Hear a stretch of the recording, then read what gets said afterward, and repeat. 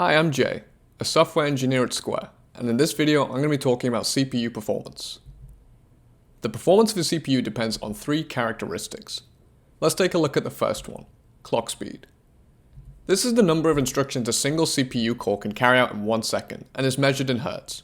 For example, one of the CPU cores in the iPhone 14 operates at 3.23 GHz, meaning it can carry out 3.23 billion instructions per second. But it also has other cores, which leads me to the second characteristic. CPU cores are the processors within a CPU that each carry out instructions independently. The more cores, the more instructions it can carry out at once, although software needs to be designed to use multi-core processing, and some tasks just can't be parallelized as they may depend on one another, so it's not as simple as doubling the cores doubles the speed. The final characteristic is cache size, which we covered in detail in the previous video. To sum up, you can assume in general that CPUs with higher clock speeds, more cores, or larger caches will have better performance.